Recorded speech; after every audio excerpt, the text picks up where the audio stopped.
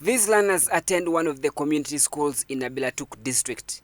They are among the few that have opted to attend school with hope of a better future. It is important because it is for the future. It helps the child in the future.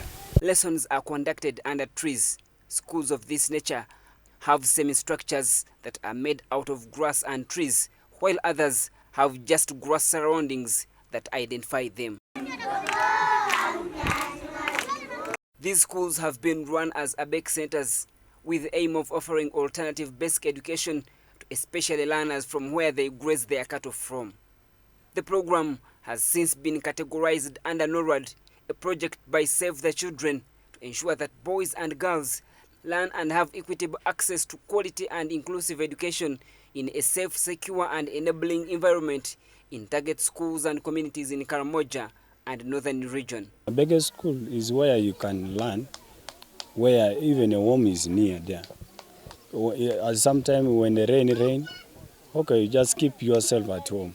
Then when the rain stops, you come out, you learn and you enter.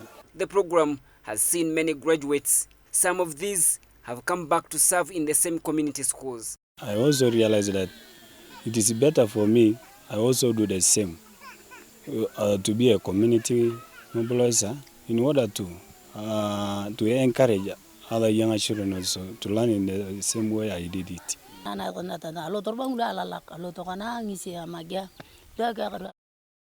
For us, she has been experience of 4 years of the one she said. After those 4 years, she was able to uplift some of the children to primary schools, like nursery, like primary school and doing it.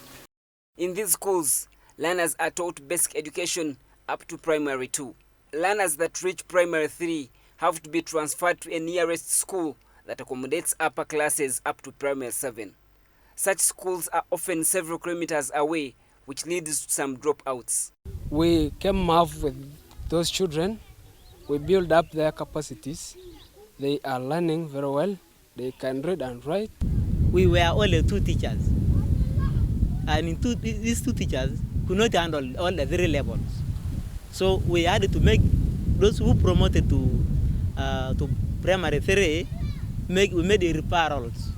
We referred them to nearby schools, and even currently we are making follow-ups, whether those children are really schooling or not. We do also do home visit with their parents to discuss and follow if those children are really schooling and if their parents are really supporting them with the scholastic material. Teachers too move several kilometers to attend to these learners. Some are forced to move up to 18 kilometers every morning. They can't sleep in these schools in fear of their lives. When the place becomes insecure, we don't sleep in those Manyatas houses. Like especially last year in 2022, parents contributed to build for us a low-cost house, a grass house. And those warriors came, they attacked us, they burnt the house. And even currently, we are scared of sleeping in those Manyatas houses. In these classes, lessons run from 8 a.m. up to 1 p.m., after which learners go back home. The project entirely depends on donors and well-wishers to provide teachers, scholastic materials, among other school requirements. Government only comes in to give 1 teacher per community school, who they pay a stipend of 250,000 per month. Abilatuk District Education Officer says they have made several calls to government to have these community schools coded, but only in vain. The communities have been sensitized and educated, and community members have given education a positive mind. The biggest challenges as here is classrooms. Like when it rains, there is no learning. You have seen the structures are not there. You get the construction the community has done, collapses in time because of termites. If they have the schools coded, I think we'll be sure of even having P7 next year. Yeah, because by all means learners will be crossing into those schools. They will be tired of moving a long distance in such of schooling. If there is a code for a community school, it means in the next planning and budgeting cycle, it will be given resources for running it. The education of these learners that attend to these schools hangs in balance as the NORAD project is set to come to an end.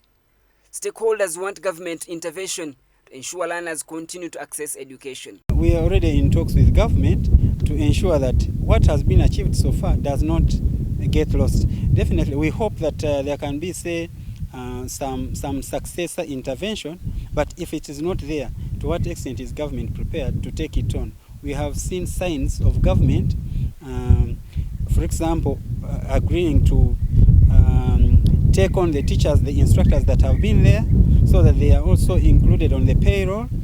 Even local governments themselves have got this other element. They themselves, because they are more concerned, even before the central government, Ministry of Education comes in, local governments themselves have been allocating resources and they have been paying teachers. Karamoja is among the worst performing districts in national examinations.